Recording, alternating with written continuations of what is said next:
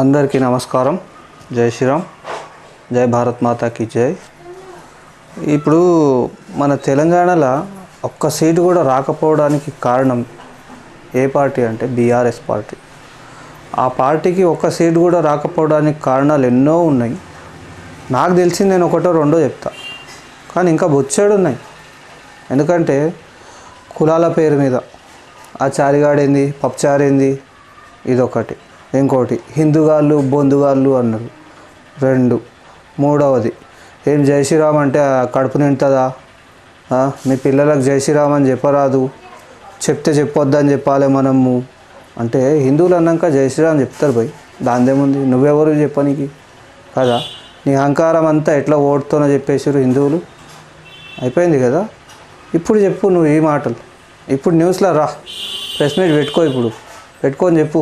హిందూగాళ్ళు బొందుగాళ్ళు లేకపోతే జై శ్రీరామ్ చెప్పకండి, అక్షంతలు బుక్కండి, హిందూగాళ్ళు బొందుగాళ్ళు వీళ్ళంతా ఏం రాముని అక్షంతలు పంచితే అయిపోయినా అది ఇది అన్నారు కదా హిందువులకు. ఇవే కారణాలు. ఇవి మానుకుంటేనే మంచిది. ఏ రాజకీయ నాయకుడన్నా కానీ ఎవడన్నా కానాడు. ఎందుకంటే మీరు వచ్చింది ప్రజలకు సేవ చేయడానికి. ఆ సేవ మంచిగా చేయండి. ఆ హిందూ మీద, ముస్లిం మీద, క్రిస్టియన్స్ మీద, ఇంకోటి మీద, సిక్కుల మీద ఇవన్నీ ఎందుకు రాబోయి మీకు? మీరు కడుక్కోరాదురా. ఇప్పుడు అందుకే కదా మా హిందువులే కదా బొంద పెట్టిరు మీకు. అందుకని వీళ్ళే కాదు ఇంకెవరన్నా కానీ ఒకరికి జోక్కుంటావు, ఇంకొకరికి కిందికి పైకి చేసుకుంటూ ఉంటే ఆ కింద పడ్డాడు కూడా చూస్తాడు ఏంది అని చెప్పేసి, ఆడు మీకు ఇట్లా సమాధి చేసేస్తాడు.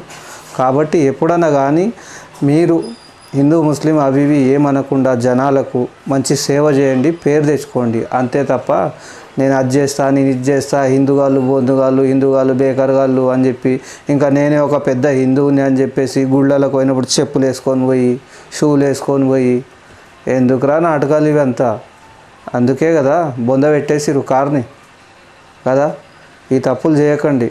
వీళ్ళే కాదు ఇంకెవరు కూడా చేయకండి. హిందువుల మీదకి రాకండి చెప్తున్నా. హిందువుల మీదకి వస్తే ఎట్లా సమాధానం చెప్తారు.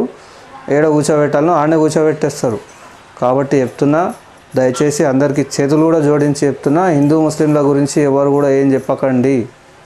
జై శ్రీరామ్.